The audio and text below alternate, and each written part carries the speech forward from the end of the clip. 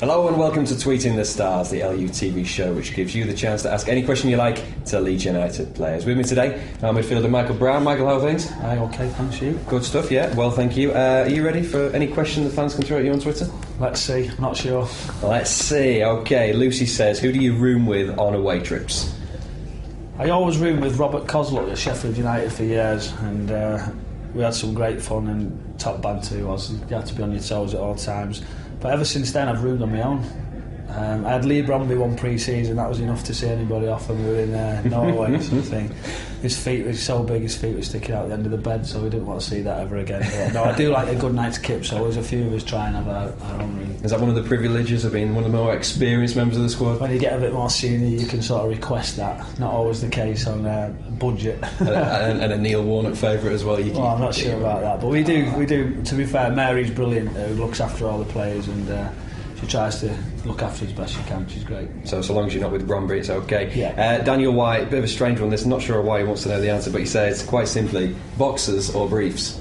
Well, I'm not sure where Daniel gets this from. I think this is probably a player's stitch-up because I don't wear either. Ever since I was 18, I used to live on my own. I couldn't be bothered washing socks or boxers or undies. Right. I went back to socks, but I didn't go back to underwear. Are you going to elaborate any further? Is it commando? It's commando, yeah. It's commando. Full on commando. Daniel White.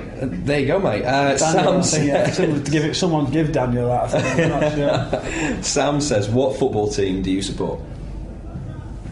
If I'm honest, I don't particularly support anybody now. I think when I was a kid, I supported Liverpool because my dad was born there, and ever since I could remember, we used to follow Liverpool, and my dad took me to cup finals and things. But once you started playing from sort of 16, it was just the team I was at, and I always looked for my old team. So you're a young player at City. I think a lot of people presume you're a City fan. I suppose you look for their results, don't you? Yeah, I look for all my old team's results. That's probably a fair shout. Luke Fruin says, are you proud of your hard man reputation, and do you feel it helps you in some games? I don't know about that. I just think I give 100% and I don't want to get beat, and I think I'm always I do a few tackles and get stuck in, but I just think it's something that I've enjoyed doing, and I always think it's benefited me in some ways in my football. Do you ever think some players kind of pull out challenges because it's you? I think some people have a look over the shoulder to think if you are Brownie's gone. So no, it has over the years. I think people have a little extra look sometimes if you think somebody's who's going to get stuck into. Luke Maloney says, moving on from this question, who's the hardest in the current squad? The hardest in the current squad? I'm not sure really. I think Paddy's had the most fights that you can see because his face is a bit crumpled. I'm not sure. Peltz has got a few scars on his head, but I'm not sure. The hardest, who could it be? Probably a daft question. Is there any player you think, I wouldn't fancy him coming at me full throttle? I think Piercy's a bit of an animal. He gets he's involved, then he's a lovely man as well, so I don't know. Yeah. On the pitch, maybe Piercy then. Oliver Ward says, what's your best moment at Leeds so far? Best moment at Leeds so far? We travelled down to Brighton, and there's me and Andy O'Brien, and we managed to get pulled off Snods and say that we weren't even on the bench. So I think that was probably the best moment of Leeds shirt so far on my whole career. Doesn't normally happen with senior players, but it did on this occasion for some reason. A long trip as well, Brian. It's the last thing you want to hear, to be fair. Very long trip, just set the tone nicely, that did. Ryan Turner, moving on very swiftly, says, what would you have done if Spurs had scored from that last minute free kick? I think Neil Warnock came out afterwards and said he'd have crucified you. I think he'd have put a gun to my head, to be honest. It was just typical, so I thought, I've got this, I'm going to get stuck in, and then you realise afterwards that it was very clumsy, but I did think he was going to blow early because I knew the clock was up, but I shouldn't have done it. There's something to learn from, and even at the tender age of 36 you're still learning, but you just do things in a second, and I shouldn't have done it, and I possibly risked them scoring from a situation where he wasn't going anywhere and the whistle had gone. So turned out alright in the end. Turned out alright. James McNichol says, who's the hardest tackling midfielder you've ever come up against? I've ever come up against? It'd be something back in the early days, probably. When I first started, who would it be? I can't even think. Who would it be? It would be Everton centre midfield when I first started. I was 17, 18. Who would have been in? I remember someone particular. No. I can't think. A few people thinking here. I can't Everton. think. I Come on, thought Tom. it was someone in particular. Was Vinnie Jones? Would he say he's the hardest? But that might be offensive. You know that old, are you? No, I think tackles were much stronger early on. I think when There was less cameras around, so people yeah, could when I get away with first it. started playing, I think who I come across with probably Neil McNabb, who was at Tottenham and Man City. He was my youth team coach, and at training he used to absolutely bury it, to be honest. So he used to take a few out. So no, a lot's early on. Yeah. LUFC says, who's got the worst dress sense in the current squad?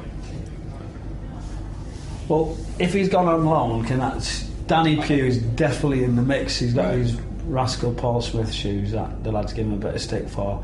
I think Paddy wore some low-cost, I think they'll call low-cost shoes to one of the away trips, white ones.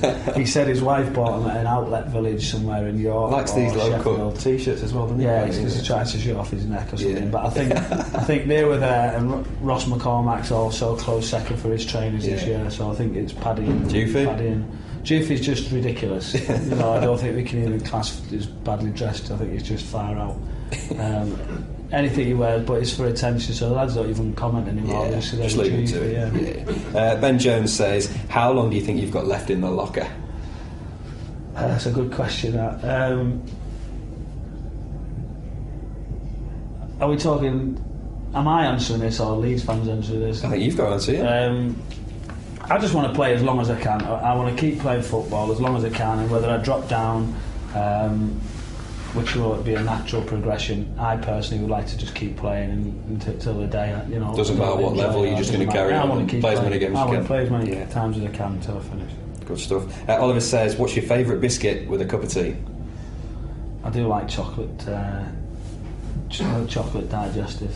Chocolate digestive, easy answer. Adam Jameson says, who's the most gifted player you've played with or against?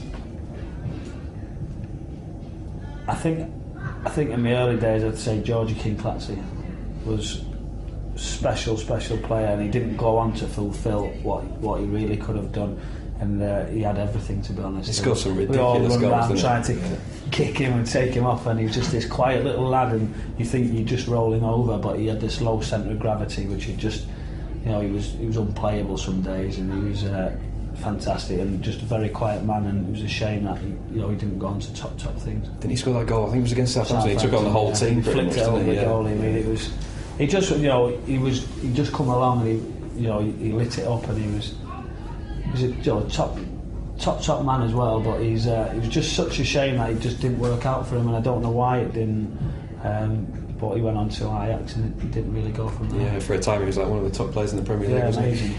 Final question comes from a man we both know quite well, Paul Jews. He says, how many bottles of ketchup do you have in your house? Well, it's close really, because I think we have about 10, 12 bottles my wife keeps in store, and I'm not actually joking. She keeps them, and if they start to run out, once I see the cupboard on the right side going down, she has to go and stock them up. Yeah. And to be honest, Izzy now in the canteen, she's got a big one, and then when it starts to drop down, the squeezy one, she fills it up. But I don't think it's as many. We don't carry as many cigarettes as what Juicy carries. Fantastic, Michael. Cheers. Great time. Thank you very much. That's it for Tweeting the Stars this time. If you want to get involved in future, follow me on Twitter @JamesVarley LUTV. But that's it for now. That was Tweeting the Stars.